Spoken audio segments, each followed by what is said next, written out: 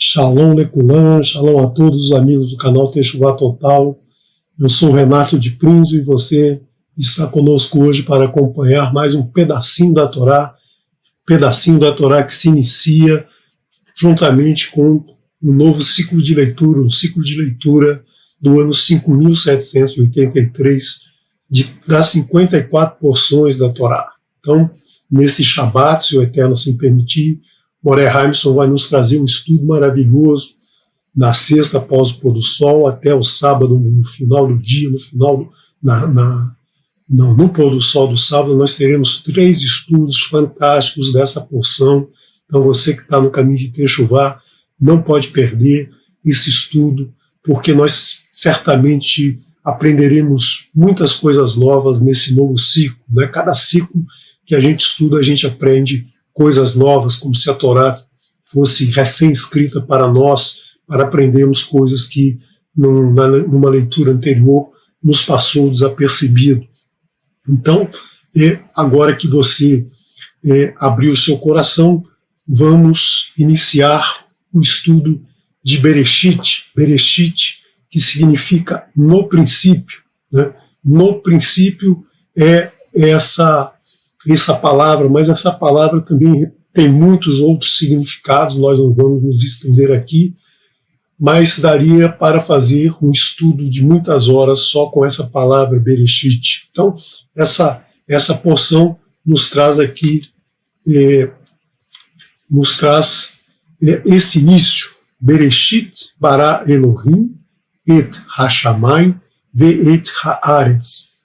Ve'haaretz haita tohu vavohu ve'rosher al pinei Tehon.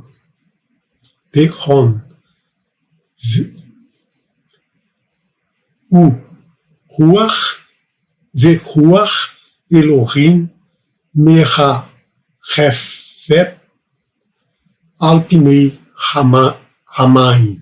Então, na Torá, você que está iniciando agora, a Torá não tem pontuação, não tem vírgula, não tem acento, não tem nada disso. Então, a gente tem aqui a marcação, né, a marcação do primeiro verso.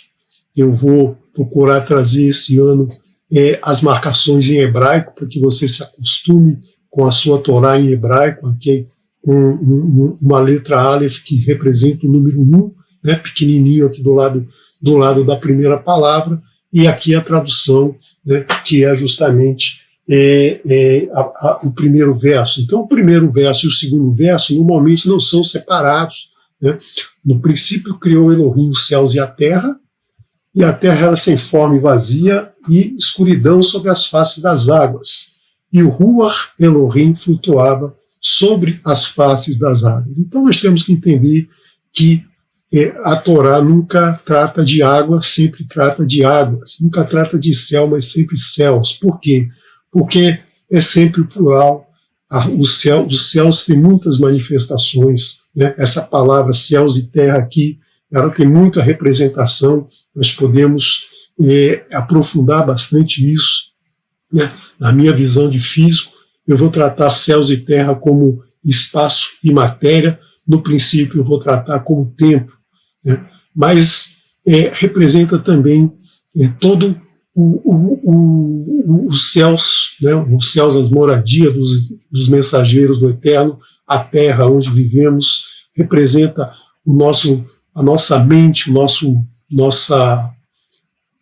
poder de compreensão, nossa consciência e a nossa realização. Enfim, céus e terras têm um significado muito grande.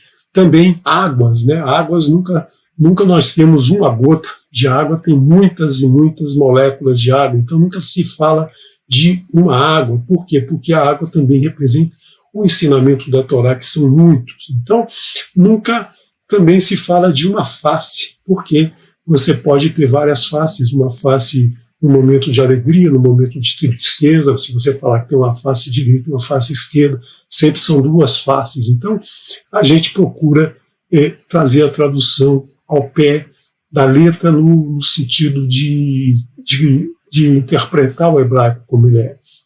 E essa frase, talvez na sua tradução da Torá, esteja um pouco diferente, porque a gente fala aqui no segundo verso, e a terra era sem forma e vazia. Algumas traduções estavam, e a terra era um caos, ou a terra estava desolada.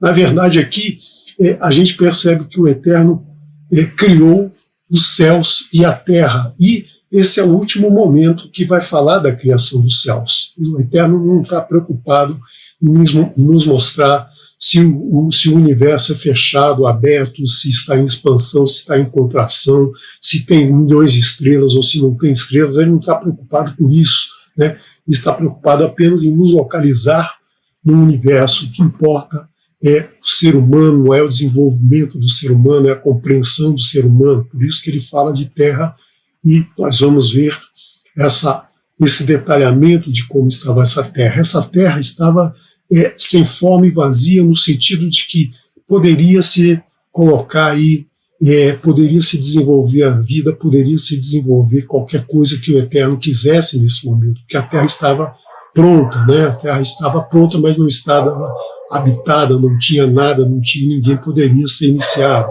E a escuridão sobre a face das águas, escuridão no sentido de que não havia luz, não havia energia, não havia nada que pudesse movimentar todo o planeta.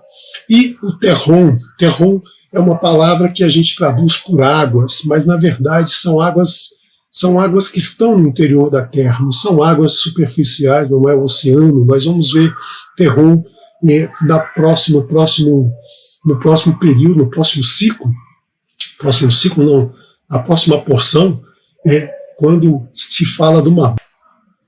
O Mabu também se fala que as portas, as comportas do Mabu foram abertas, isso significando águas subterrâneas.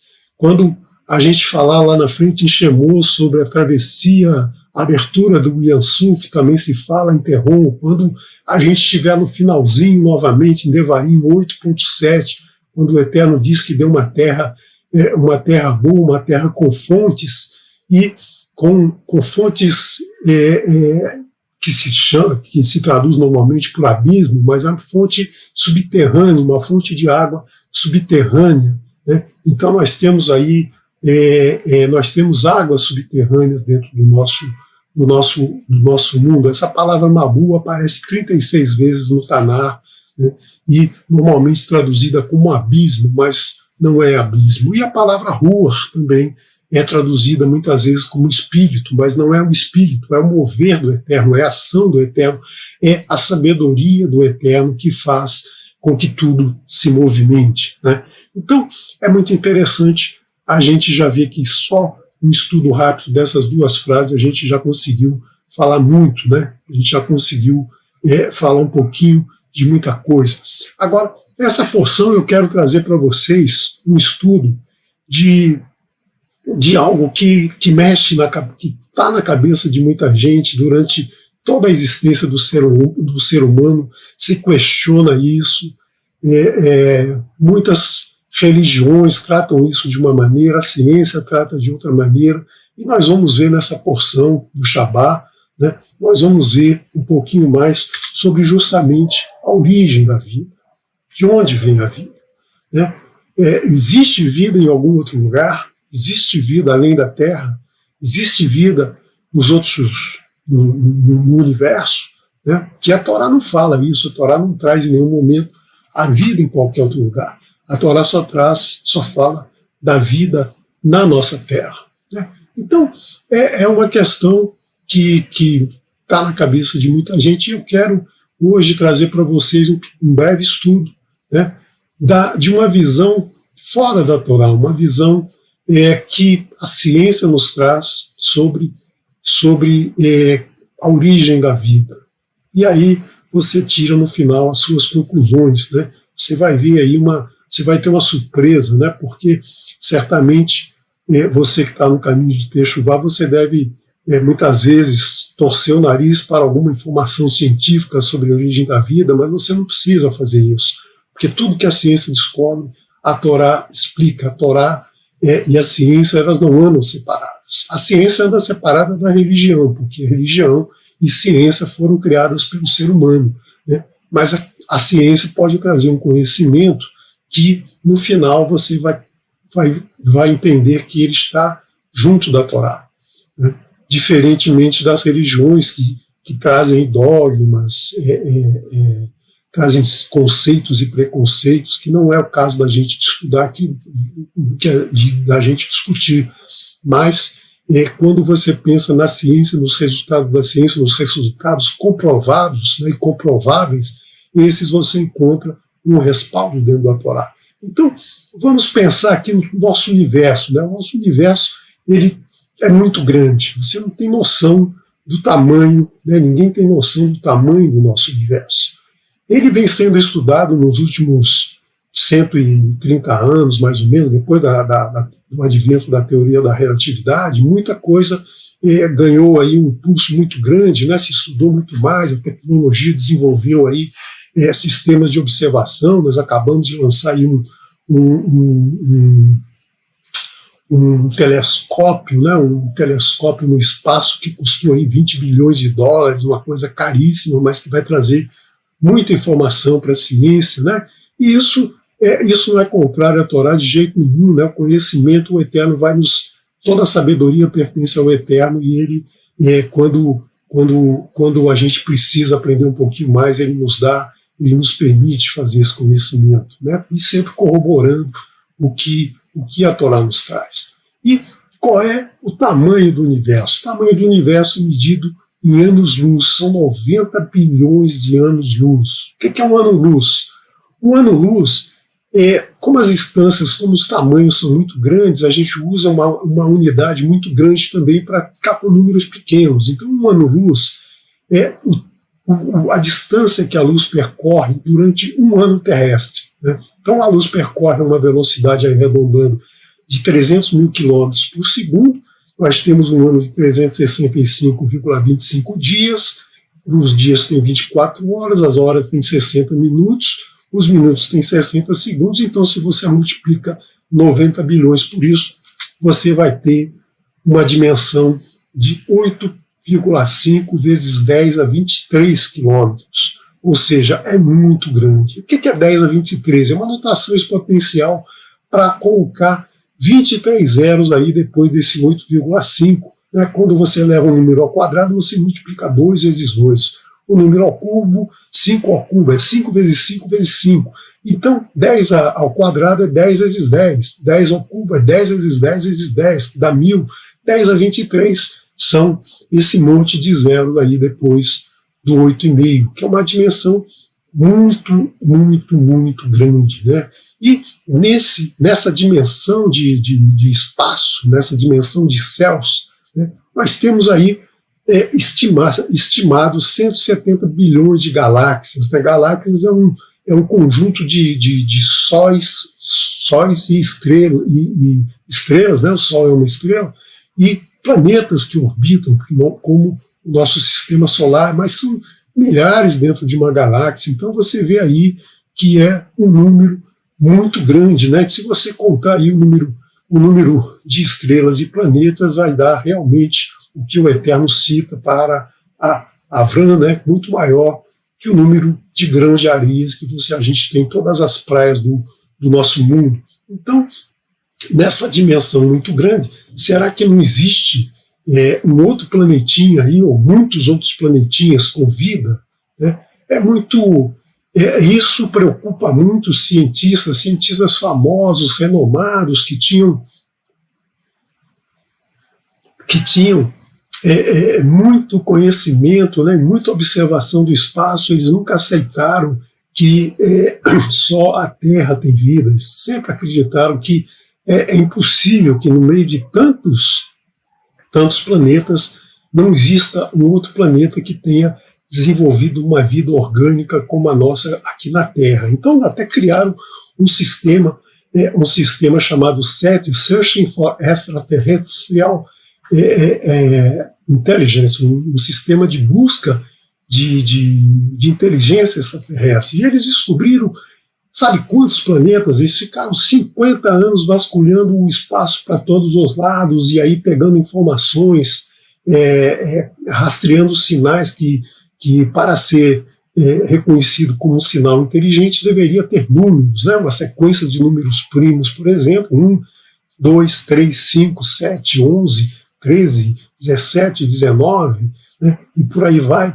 Esses números seriam números atribuídos a uma inteligência, né? Um ser não inteligente conhece o número primo, né? Pergunta para o seu cachorro se ele sabe se 19 é primo, ele não tem nem ideia do que é um 19, né?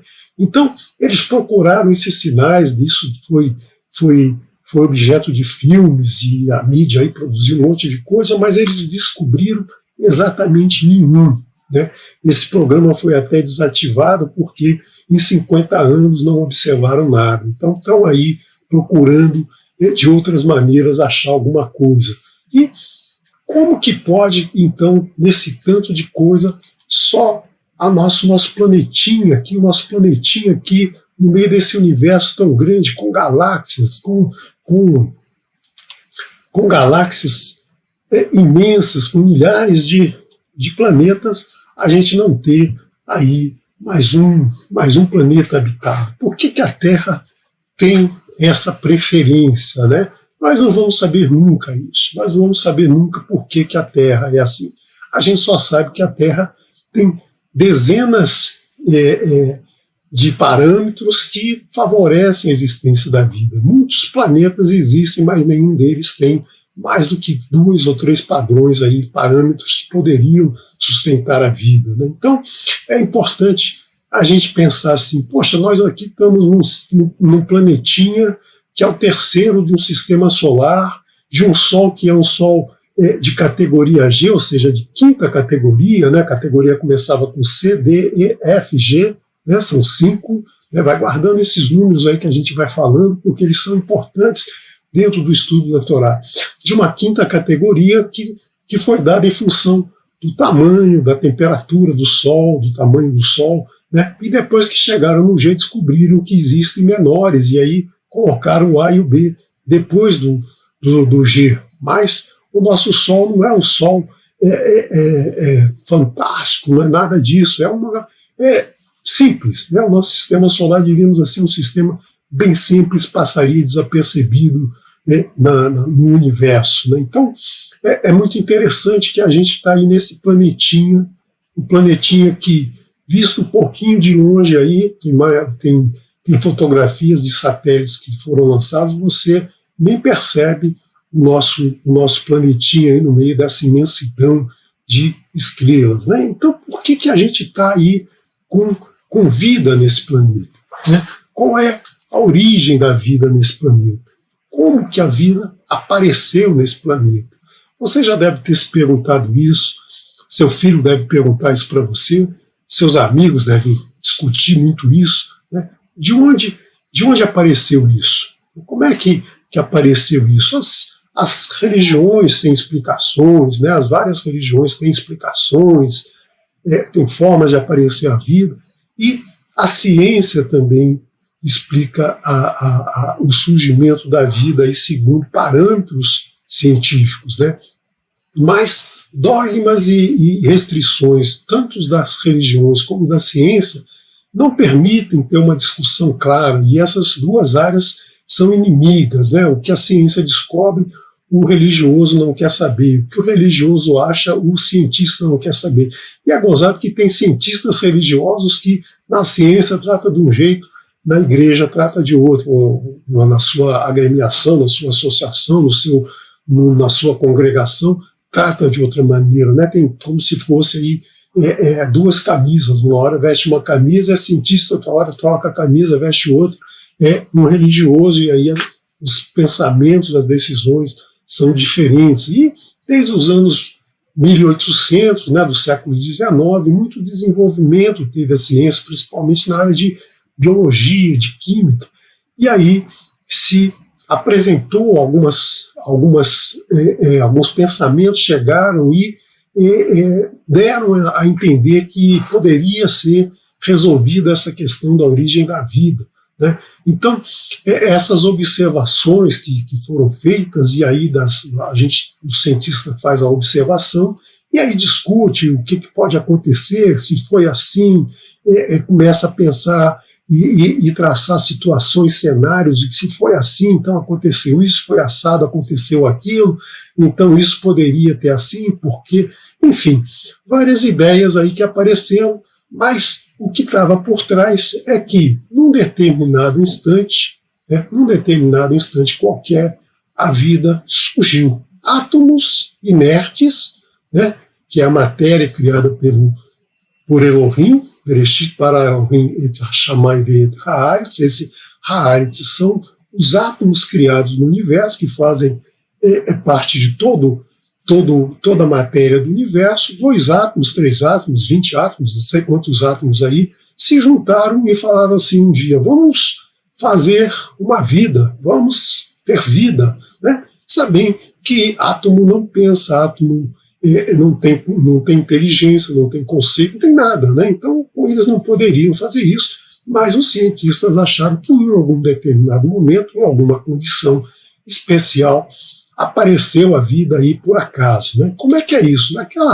Naquele momento que os cientistas acham que isso aconteceu, a Terra era torro vavorro, a Terra era um caos, a Terra tinha aí, estavam se formando, o nosso planeta era aquecido, então estava resfriando, a nossa superfície era praticamente líquida, né? Era um magma líquido, então saíam gases, também recebíamos descargas elétricas das nuvens que estavam se formando, nós recebíamos aqui também muita lava,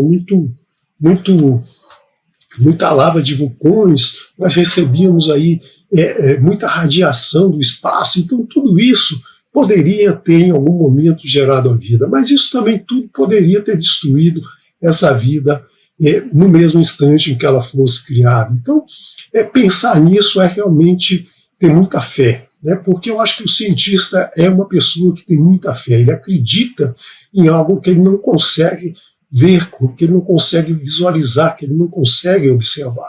Mas é uma fé muitas vezes desprovida de razão, é uma fé que ele acredita simplesmente porque acredita.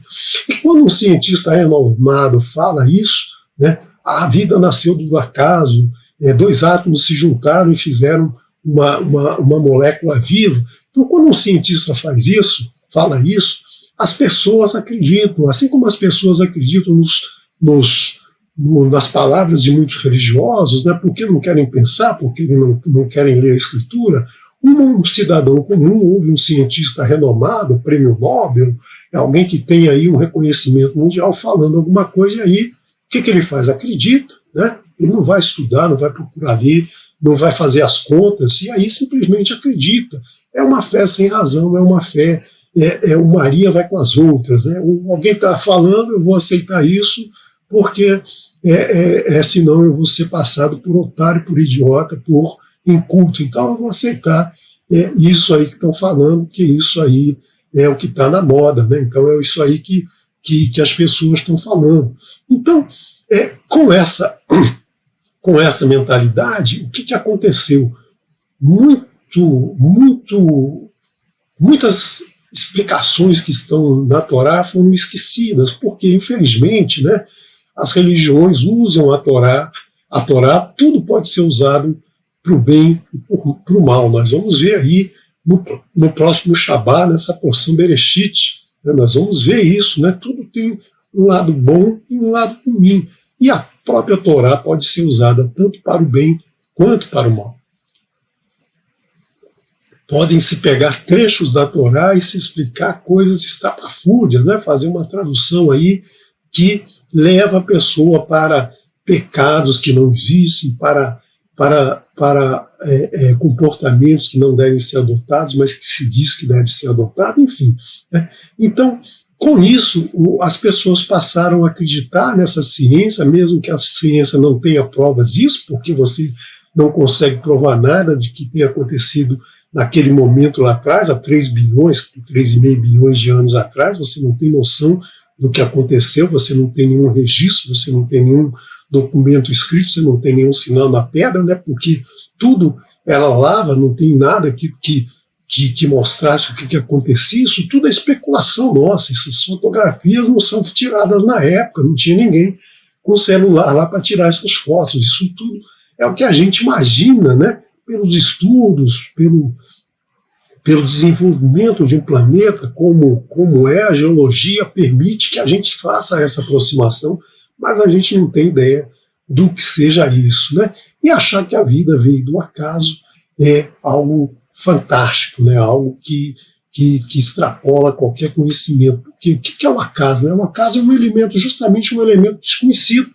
imprevisível, né? Algo que age no evento e não tem um motivo para ter acontecido. Por que dois átomos se juntaram e formaram um ser vivo? Né? Por que isso aconteceu? Não existia uma lei natural que fizesse com que esses átomos se juntassem, com que esses átomos dessem essa origem à vida, né? Principalmente se a gente lembrar aí que, se a gente verificar aqui,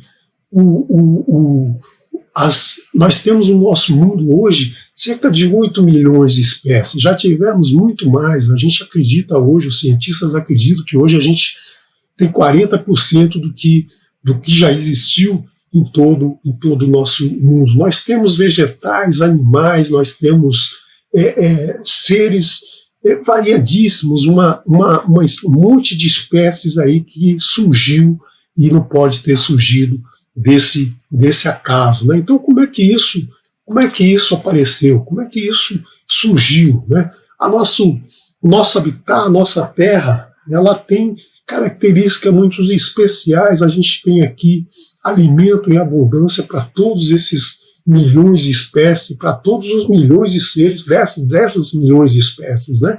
Nós temos hoje alimento, água, oxigênio para todas as espécies. Claro que o mundo está muito mudado, o mundo não é o mesmo de 100 anos atrás, 1000 anos atrás. A gente aí estragou muito o mundo, a gente poluiu as águas, a gente poluiu o ar, a gente destruiu montanhas, mas ainda temos condições de viver nesse planeta de uma maneira muito confortável. Alimento e água e oxigênio abundam no nosso mundo, né? A gente não tem assim lugares extremamente quentes que não possam ter uma vida, ou lugares extremamente frios. A gente tem condições de construir agasalhos ou ar refrigerado para poder viver nessas situações, muito diferente do que a gente vai ver aí no período do êxodo, né, do período que se passou no deserto quente, que era necessário que o Eterno interferisse com uma nuvem para que o povo aí pudesse passar por aquele período. Então nós temos condições para todas essas espécies acontecerem, para todas essas espécies surgirem no nosso mundo, e a espécie que está acima de todas, né? A espécie humana, a espécie que tem inteligência, que tem comunicação, que consegue estudar uma Torá, que consegue entender, que consegue desenvolver ciência, né? Então, como que isso aconteceu, né? Como que apareceu a vida nesse planeta? Como surgiu a vida na Terra? Então vamos ver de uma maneira científica, apresentar para vocês alguns estudos científicos que foram feitos, né? E como está isso hoje, o que os cientistas pensam hoje, né? Porque o cientista não gosta do acaso. O cientista, ele não gosta que alguma coisa não tenha explicação, vem do nada. O cientista não gosta, ele não fica confortável com essa questão do acaso, né? Então, o que o cientista precisa? O cientista sabe que toda a vida surgiu, que surgiu no planeta, que existiu, que existe hoje, ela tem células, né? E as células se dividem, elas se dividem em 2, em 4, em 8, e dessa forma cada célula se divide em 2. E como que se divide, né? Quais as informações que essas células têm que levar para se manter, né? Então, a gente não tem como escrever aquela história primordial, né? Mas a gente sabe que toda a vida, todo ser vivo, seja animal, seja planta, vegetal, seja o ser humano, tem células dentro de si. Todo ser vivo tem células, né? E como que essas células, então, apareceram? Então a gente tem que lembrar que o nosso mundo, né, se desenvolveu apenas com matéria e energia. Então o cientista, para explicar o surgimento da célula, ele só pode utilizar matéria e energia, né? Sejam átomos e sejam as ligações entre os átomos. Ele não pode, em nenhum momento, né, isso não é ciência, dizer, olha, tinha lá um ser inteligente que criou, que juntou esses átomos. Isso foi por acaso, mas o acaso a gente vai ver que não atende muito bem o cientista. Então é preciso desenvolver aí uma teoria que permita explicar como é que essa célula, né, essa célula aparece, a célula que a gente tem hoje no nosso organismo, no organismo dos animais e das plantas, são células eucarióticas, ou seja, uma célula que tem um núcleo dentro dela, que um núcleo dentro da célula. E se a gente olhar bem, né, a gente tem dentro das células vários elementos que a gente chama de máquinas celulares, ou seja, são peças dentro de uma engrenagem, né? Se você olhar aí um circuito eletrônico, tem várias pecinhas. Se você usar uma máquina ou olhar um carro, por exemplo, tem várias peças ali dentro, e cada uma funciona com uma determinada função, né? Cada um tem uma determinada função. E esses pedacinhos todos aqui, independente dos outros, cada um não sabe por que ele está ali, o que ele está fazendo ali, não tem consciência dos outros, ele não tem vida. Cada pedacinho desse é um pedacinho sem vida, é um amontoado de átomos que desempenham alguma coisa que não sabe por quê.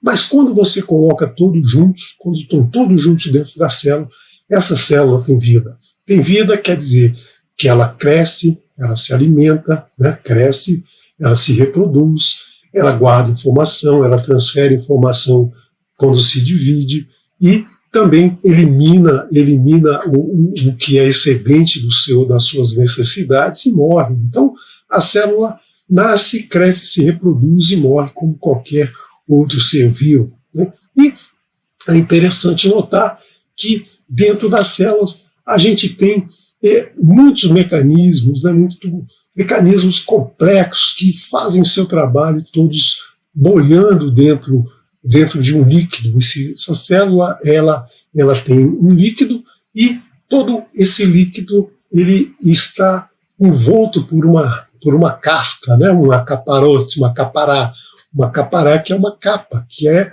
a membrana celular, né? Então essa membrana celular é muito importante. Então não bastava simplesmente dois átomos se juntarem para gerar um ser vivo, né? Ele precisava também formar essa capa, ele precisava se cobrir para se proteger, assim como você tem uma capa, né? O seu corpo tem uma capa, a sua pele protege todo o seu corpo e também faz com que você receba material de fora e também passe material para fora, você passe aí no mínimo o seu suor aí quando está um dia quente, né? E você também pode aí ter outros elementos que têm casca, as frutas têm casca, né? Então tudo que existe no mundo tem uma casca, né? Você compra um celular, ele vem numa casca, ele vem numa caixa, né? Você tira aquela casca, ele tem outra casca que é a própria carcaça dele, o circuito está lá dentro, e esse circuito é que tem as funções. A mesma coisa as células, né? Então as células, elas têm aí dentro dela muitos elementos e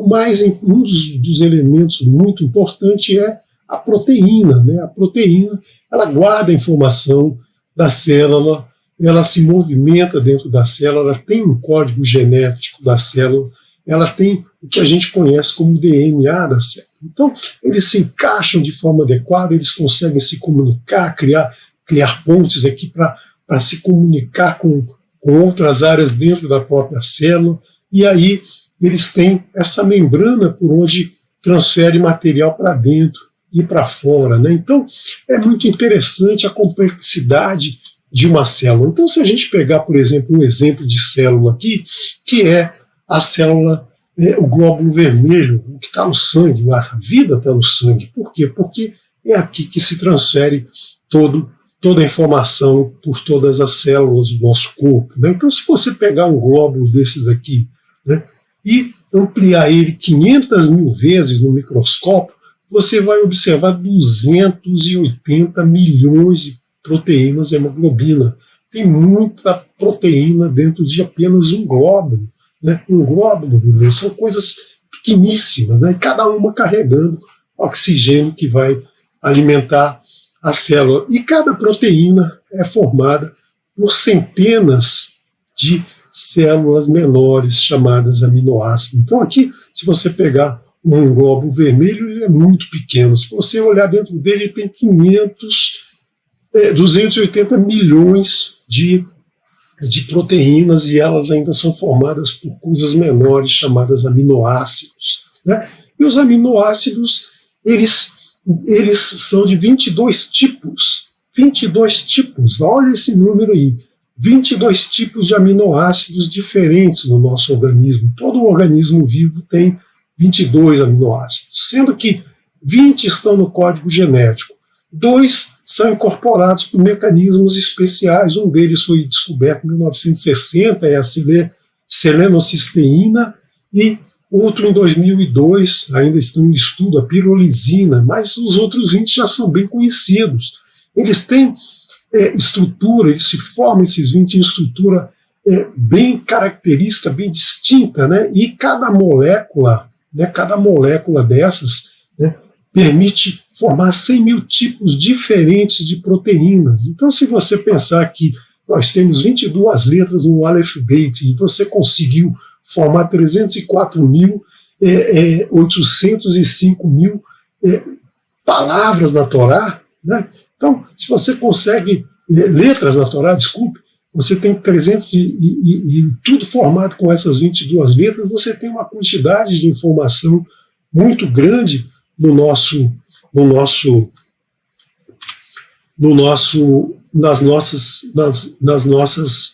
nessas moléculas todas, né? Então, esses aminoácidos, eles são importantes, eles têm formas muito específicas, uma formulação, né, de hidrogênio, oxigênio, nitrogênio, carbono, e hidrogênio, nitrogênio, oxigênio, carbono e enxofre, né? Então são cinco elementos que fazem aí toda essa história, com tamanhos diferentes, com características diferentes, né? E se você se esses aminoácidos eles vão se encaixando um após o outro, eles vão se encaixando um após o outro e vai se formando uma cadeia, né? E se eles estiverem na posição correta, se cada um entrar na sua posição correta, essa cadeia se dobra, né? Ela vai se dobrando e vai se fechando aqui, formando uma proteína, e vai cumprir a sua função dentro da célula.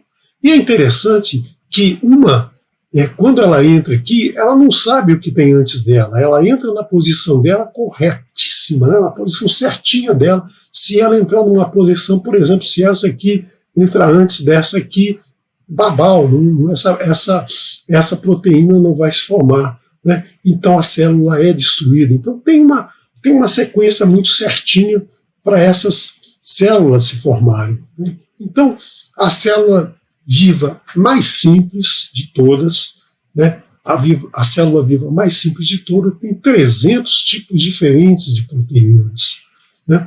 E todas essas proteínas dão aí um mecanismo biológico para essa célula crescer, se reproduzir, converter energia para se alimentar, para poder continuar funcionando, guardar e processar as informações que ela tem, informação genética, né? Porque uma célula de fígado, por exemplo, é uma célula diferente de uma célula do cérebro ou da unha do pé. Então cada célula tem as suas informações, né? E como é que a célula sabe que é da unha do pé? Como é que a célula sabe que é do seu cérebro? Como é que ela sabe se ela é do seu fígado? Ela não sabe, ela simplesmente obedece uma regra aí que que ela não tem nem conhecimento, porque a célula não tem pensamento, ela não tem memória, ela não tem raciocínio, né?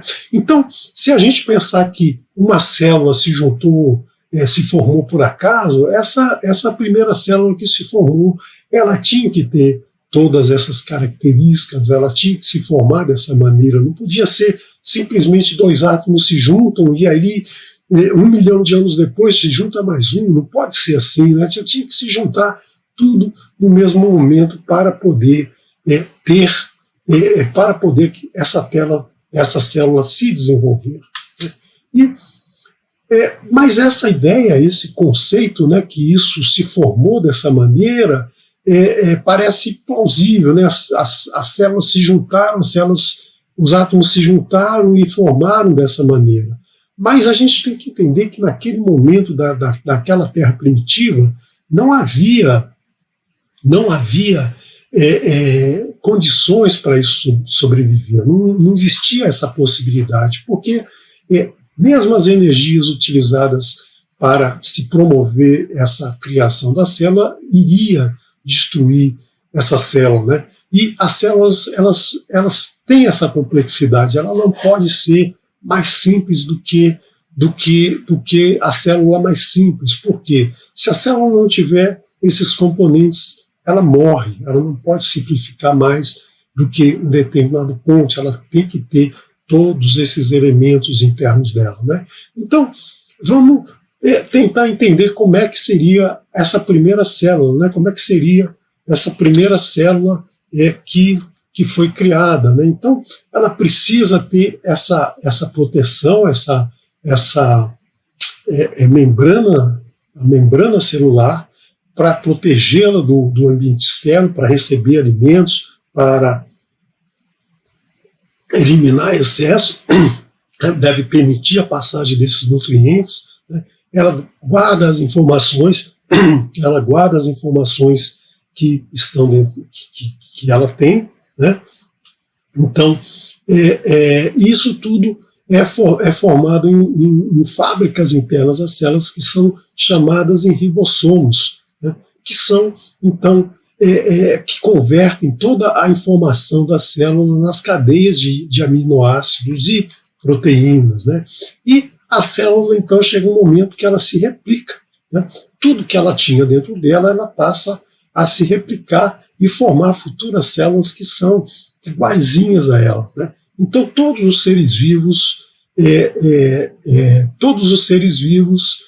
têm esse tipo, têm essa célula e essas células funcionam dessa maneira, né? Então, mesmo que seja uma célula simples lá no passado, formada por um agrupamento de átomos, ou uma célula complexa de hoje, não faz diferença, as funções básicas têm que ser a mesma, né? Você não podia formar uma célula só pela metade, ela não existiria, não deixaria de existir. Então, tem muito obstáculo aí para essa teoria, para essa ideia vingar, né? Mas imaginou-se mesmo assim que componentes químicos básicos se organizaram para formar uma célula viva. Isso apareceu há 150 anos, essa ideia, né? Há 150 anos, a partir de uma observação de Charles Darwin, né? Quando ele viajava aí pela América Latina, pelas Ilhas Galápagos, ele observou aí um lago morno que tinha os componentes químicos para criar a vida. Depois veio um outro bioquímico e também corroborou essas ideias, né? E aí continuou essas ideias. Um cidadão lá nos Estados Unidos, um aluno de pós-graduação, ele fez o seguinte, então ele juntou dentro de um balão de ensaio todas esses componentes químicos, né? Colocou aí as condições atmosféricas da época, os gases, né? E aí ele bolou esse equipamento e aqueceu os equipamentos, fez cargas elétricas em cima desse equipamento, desse material que estava ali dentro, e depois de alguns dias ele observou um lodo ali dentro, né? E descobriu nesse lodo 4 aminoácidos dos 20, né? Então, poxa, parecia que ele estava aí criando a vida, parecia aí que tinha resolvido como que a vida se formou, que aquela história de de acaso realmente aconteceu, né? Basta juntar os elementos químicos, né?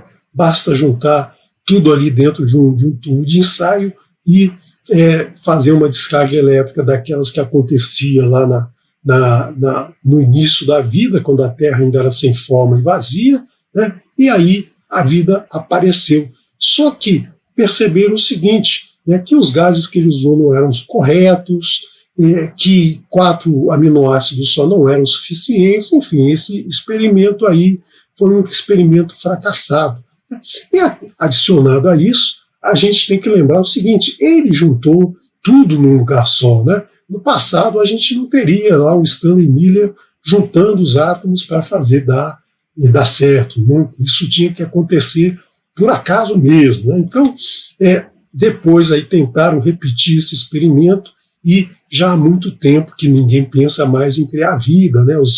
Os cientistas passaram aí o desenvolvimento da robótica, de robôs que podem fazer processamentos de informática e tal, mas são mecanismos movidos a bateria ou alguma forma de movimento, mas que não tem vida celular como a gente conhece, né? Então, nós temos também o seguinte, que as moléculas elas são ingênuas, elas não têm inteligência, elas não preveem o que vai acontecer, elas não preveem como é que elas vão se desenvolver, né? São átomos não têm inteligência. Se você pensar num átomo, por exemplo, um átomo simples de hidrogênio que tem um próton e um elétron, o próton é a carga positiva do núcleo, o elétron é a carga negativa que gira em torno do núcleo, fazendo uma relação de distância entre um próton e um elétron, para o nosso tamanho, vamos supor que eu seja um elétron, o próton está a 1 quilômetro de distância, né? A 1 quilômetro de distância eu nem vejo ele, então o elétron não sabe que existe mais nada no mundo. Nem tem como saber, porque ele não tem inteligência para isso, ele não tem conhecimento para isso. Os átomos não têm essa relação. Quando você junta 2 átomos de hidrogênio com um de oxigênio, o elétron não sabe se ele era do oxigênio ou se ele era do hidrogênio. Quando ele circula ali, ele circula em volta de tudo, ele não tem essa consciência, não existe essa consciência na matéria, né? Então, se você pegar aminoácidos aí como a gente pegar aminoácidos de uma célula e colocar em um tubo de ensaio no laboratório e proceder a experimentos aí de aquecimento, jogar raio elétrico, fazer qualquer coisa, né? Se você fizer isso por 100 anos, 1.000, 10.000, 1 milhão de anos, nada vai acontecer, nada vai se modificar, né? A vida ali não vai aparecer. Então, aminoácidos, nucleotídeos, lipídios, né, gorduras, sozinhos não representam a vida. São inertes, são átomos, não se reproduzem, não guardam informações. São ingênuos, a gente pode dizer que as moléculas são ingênuas, não podem, de repente, se juntar e construir uma célula que consiga se replicar, né? A química, só a química, ela não é suficiente, ela é indiferente ao fato de o elemento lá que ela participa está vivo ou está morto, né? Então, um átomo ele não sabe se pertence a um ser vivo ou se pertence a uma pedra ou uma rocha ou uma gota d'água. Ele não sabe o que é. O hidrogênio ele não sabe onde ele está, ele não sabe se está numa estrela ou ele não sabe se está aí dentro de você ou se está nesse copo d'água, né? Ele não sabe se está aqui nesse copo d'água que eu estou bebendo, que agora está aí fazendo parte de mim, está se distribuindo dentro de mim. Então, a química, ela realmente ela não se preocupa com isso, né? Não se preocupa se o ser está vivo ou está morto.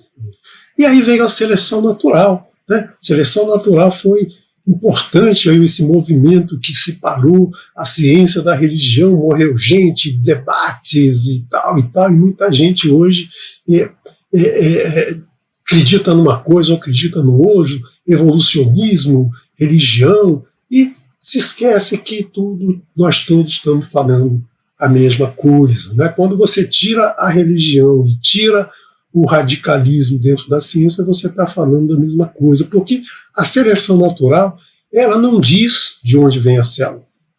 Ela simplesmente, né, ele fala, o nome do livro é A Origem das Espécies, mas na verdade quando você fala em seleção natural, você precisa que a célula existe, né? Você não explica nesse conceito, que na verdade eu não chamo de teoria, né, porque não é algo que tem uma observação que traga um resultado. É uma especulação de algumas observações, se traz uma especulação. Então, se você quer estudar a origem da célula, você não pode usar essa ferramenta, a seleção natural. A seleção natural, ela estabelece que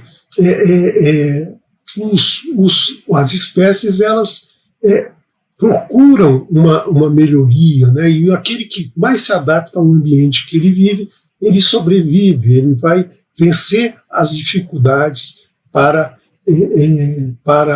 sobreviver. Então ele vai ter que escolher entre melhorar ou não. É como a gente diz aqui na Torá, você vai ter que escolher entre o bem e a vida, o mal e a morte. Então você vai fazer a sua seleção natural, você escolhe, né? E assim são os organismos. Então o organismo, ele quando se elimina essa seleção natural, se percebe que as moléculas não pensam, né? Não se programam, e aí a gente volta novamente ao acaso. A teoria, essa teoria aí da evolução, da seleção natural, ela não explica a origem da vida, ela simplesmente ela explica como os seres vivos se adaptam às condições do seu ambiente para a sua evolução, né? Então, a célula já tem que ter o seu sistema genético, ela já tem que ser capaz de reproduzir, ela já tem que ser capaz de procurar o seu caminho, né? Então,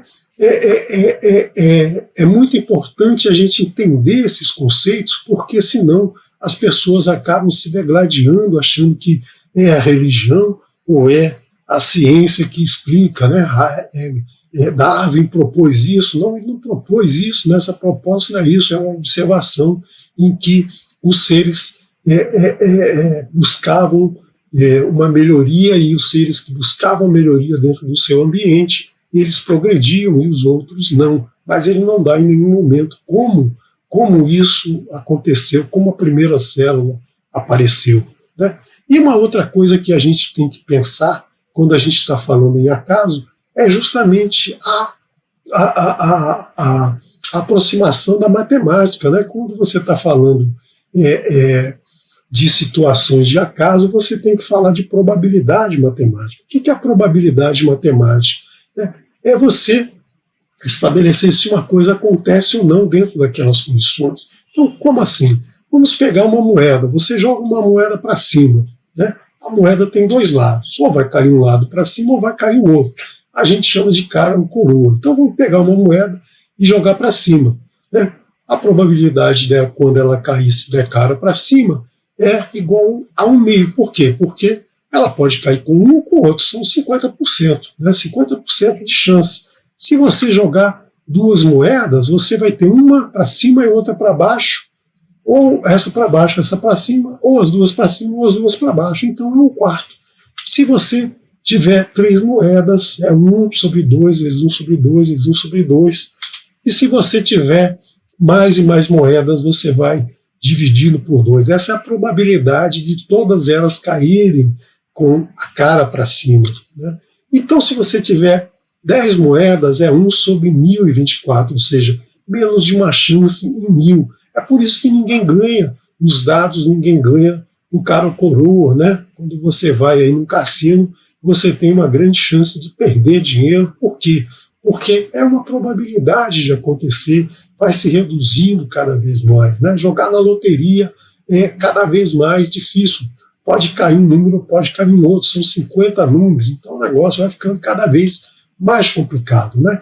Então, vamos ver aí a probabilidade de sucesso numa cadeia de proteína. Vamos pegar uma proteína e ver qual a chance, né, dela se formar a partir de interações cegas, né, da química, essa interação que aconteceu. Vamos pegar uma molécula pequena, com 150 aminoácidos alinhados, para garantir que essa cadeia então não vai se romper no meio, que ela vai acontecer. Então, estima-se que a probabilidade de se formar essa molécula com 150 aminoácidos, é 1 sobre 10 elevado a 164. Né?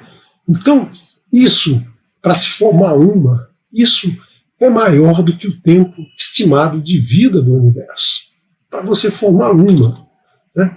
Isso aí, esse número quer dizer 10 milhões de trilhões, de trilhões, de trilhões, de trilhões, de trilhões, de trilhões, de trilhões, de trilhões, de trilhões, de trilhões, de trilhões, de trilhões, de trilhões, de trilhões, de trilhões, de trilhões, de trilhões, de trilhões de tentativas fracassadas. Mas vamos dar uma volta na matemática. Né? Vamos fazer o seguinte: cada vez que eu lanço a moeda está, digamos assim, como a gente diz, batizada, a moeda está alterada, que ela sempre vai cair com a cara para cima. Então, vamos imaginar que o nosso mundo antigo, dava essa probabilidade de sucesso. Aí a gente tinha ali um oceano de aminoácidos. Esse oceano de aminoácidos, com esses 5 elementos químicos, são disponibilizados para formar 10 elevado a 41 conjuntos completos de 20 tipos de aminoácidos na criação da proteína. São 20 aminoácidos. Né? Aí a gente faz o seguinte: a gente também muda as leis da natureza para que tudo dê certo, né? Para que não tenha destruição, para que não caia raio ultravioleta, para que não tenha contaminação química, para que o calor não seja excessivo ou baixo demais, para que tudo funcione às mil maravilhas. Né? Agora, então, você deixa que a química vai fazer a sua função, ela vai juntar e vai formar esse aminoácido. Né? Então, esses aminoácidos vão se juntando, e aí, com 150 unidades, você forma em apenas um segundo, né? Porque isso é muito rápido. Mas, como são 20 tipos de aminoácidos, na maioria dos lugares há uma probabilidade de 5% de 1/20 da molécula se alinhar. E, se estiver incorreto, ela vai ser destruída. E começa um novo grupamento. Por todo o planeta, 6 milhões de bilhões, de trilhões de tentativas vão acontecer por minuto. Ou seja, o nosso planeta é estimado ter 4,6 bilhões de anos, e o número de cadeias que não se dobram vai passar de 10 elevado a 18. Então você tem 10 elevado a 18 cadeias de aminoácidos aí que se formaram, né? Formaram essa proteína. Só que não chega nem pertinho do valor de 10 elevado a 164, né? Que era para criar 150 aminoácidos ao acaso. Né? Então, o que a gente faz? Se tudo aconteceu corretamente, se tudo deu certo, né? Vamos lá, funcionou. Você pergunta, tem vida então? Você criou a vida do nada? Você criou a vida aí por essa aproximação química? Não, você não formou a vida. Por quê? Porque ainda havia somente uma proteína, um arranjo de aminoácidos. A célula viva, a célula viva mais simples tem 300 proteínas. Aquela ali a gente estava falando de 150. São 300 proteínas diferentes. E ainda falta outra coisa, ainda falta carboidrato, açúcar, ácido nucleico, o próprio DNA, o RNA, lipídios. Né? Então falta muita coisa. E tudo tem que acontecer ao mesmo tempo. Né? Não pode formar uma coisa outra, hoje e a outra amanhã, e a outra depois de amanhã, tudo tem que estar junto. Isso a gente está falando de uma célula, e quando a gente falar que essa célula tem que pertencer a um fígado, que vai estar associado a um estômago, a um intestino, a um coração, a um pulmão, a um cérebro, a um osso, enfim, né? São bilhões e bilhões e bilhões e bilhões e bilhões e bilhões, e vai botando bilhão aí para que isso aconteça. Então, se tudo isso desse certo, a gente não teria uma célula ainda formada no nosso universo. Aí alguém pensou assim, bom, então se não tem solução, né, se não tem solução da vida ter surgido no nosso planeta, vamos fazer com que essa vida tenha vindo de fora. Né? Por quê? Porque o materialismo científico, ou seja, se a gente usar só a matéria e energia que existe no nosso planeta, a gente não consegue formar a vida. Então vamos fazer o seguinte: vamos trazer a vida de fora, um meteorito que foi formado lá não sei aonde, né, que trouxe seres infinitesimais, aí, partículas de moléculas de aminoácidos aí que vieram congelados nesse asteroide, caiu na Terra e aí se desenvolveu como uma vida. Isso não é nem ciência, isso foi elaborado aí por um prêmio Nobel, né, por um prêmio Nobel que não queria aceitar de jeito nenhum que não poderia ter uma vida surgida que não fosse por acaso. Então, já que não existe a vida surgiu do acaso, ele trouxe essa vida de fora. Isso não é nem ciência, porque a ciência exige uma observação, exige observar uma causa e ter um efeito, estabelecer um critério, estabelecer uma regra. Então, o que ele fez? Ele trouxe de fora. Bom, trouxe de fora, tá, tudo bem, vamos supor que isso aconteceu. Mas como é que a vida apareceu lá naquele lugar? Né? Será que não foi o mesmo processo daqui? Foi por acaso? Mas o acaso também não deu certo lá. Seria o mesmo daqui. Então essa panspermia, essa coisa de que a vida veio de fora, extraterrestre, não sei o quê, isso aí é furado, isso nem é ciência, isso aí nem pode se chamar de ciência, isso aí é uma alucinação, uma forçação de barra. E aí também existe a teoria do multiverso, né? Então existem bilhões e bilhões e bilhões de universos que em algum momento interagem um com o outro e rolou-se uma roleta aí e se chegou à conclusão que nós aqui fomos privilegiados, nós tiramos a sorte grande e a vida surgiu aqui. Quer dizer, coisas que vêm da ideia de pessoas, de cientistas, né, de estudos que a gente aí não tem condição de aceitar. Né? Por quê? Porque não tem fundamentação, não responde à matemática envolvida, né? O tempo de vida do nosso universo não seria suficiente para a gente ter essa vida desenvolvida dessa maneira. Né? Então, continua a pergunta, né? Qual a origem da vida? Né? A vida apareceu de onde? Como que a vida surgiu no nosso planeta? Né? Então, a vida surgiu como? Não foi por acaso. Certamente não foi por acaso. A gente viu que o acaso não teríamos condição de ter a vida de uma molécula ou uma simples proteína ter se formado nesses 4,6 bilhões de anos. Então, muita gente acredita nisso, muita gente discute isso, muita gente escreve livros com isso, fala sobre isso, mas, na verdade, a matemática pura e simples, uma probabilidade de jogar uma moeda para cima, você já percebe aí que isso não é possível.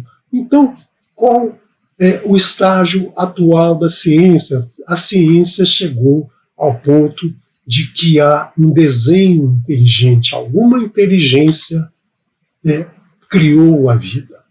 Então a vida vem de uma inteligência. A ciência ainda não aceita, né, que foi Elohim que criou os céus e a terra e a vida, mas já está se aproximando, já há uma necessidade de uma inteligência. E há 4,6 bilhões na Terra, 4,6 bilhões de anos atrás, certamente a Terra ainda era sem forma e vazia, e aí não tinha sobre a nossa Terra uma inteligência que pudesse criar a vida. Né? Eu peguei esse estudo, lógico, de alguns outros lugares, mas eu achei aqui nesse canal do YouTube uma apresentação muito boa de cientistas dessa nova área de estudo, né, mostrando aí com mais detalhes tudo que eu falei, com vídeo aí, muito interessante. Você assista em português, então se você quiser saber um pouquinho mais e poder discutir esse assunto com as pessoas do seu conhecimento que acreditam na geração espontânea da vida, né, você aí vai ter muito, muito mais informação. Né? Muito obrigado aí por ter assistido o nosso vídeo, né? Agradeço muito aí a participação de você no nosso canal. É muito gratificante para a gente preparar esse estudo e apresentar para vocês, e eu quero ainda trazer para vocês aí a nossa programação, né, a programação semanal, toda terça-feira o Momento do Hebraico. Essa semana em especial o Momento do Hebraico será no domingo, o Oré Marcos está viajando, então no domingo às 19 horas nós teremos o Momento do Hebraico dessa porção Bereshit. Nós temos às quartas-feiras os Atos dos Emissários, nós estamos aí no capítulo 9 dos Atos dos Emissários, trazido aí pelo Moré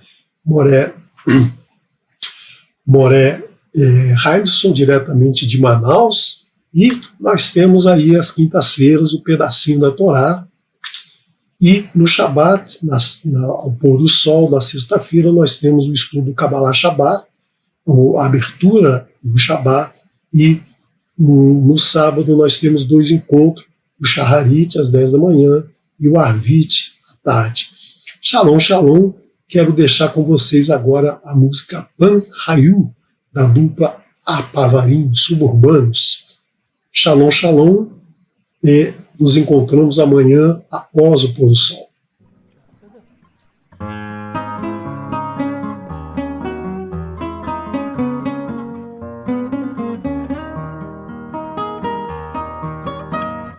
פעם היו שם פרחים והגנת עצי פרי לרוב, והיו השכפים מנשקים את החוף לטרף, ככה יודעים לספר הזקנים שגרים על ההר, ככה יודעים לספר הזקנים שגרים על ההר. ואני אומר פעם זה פעם אשר עבר עבר, והפרח הפך לדרדר והשחף היה לטרף.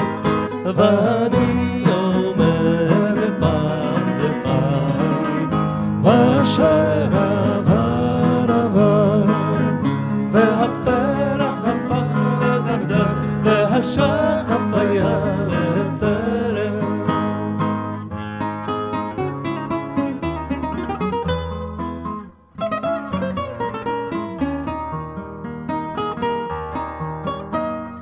פעם היו משיחים והיו אנשים מורגלים לאהוב, והיו מלכים שיצאו אל הרחוב לטרף, ככה יודעים לספר הזקנים שגרים על ההר, ככה יודעים לספר הזקנים שגרים על ההר. ואני אומר פעם זה פעם אשר עבר עבר, כי המלך הפך לאכזר והייתה אהבה לחרב.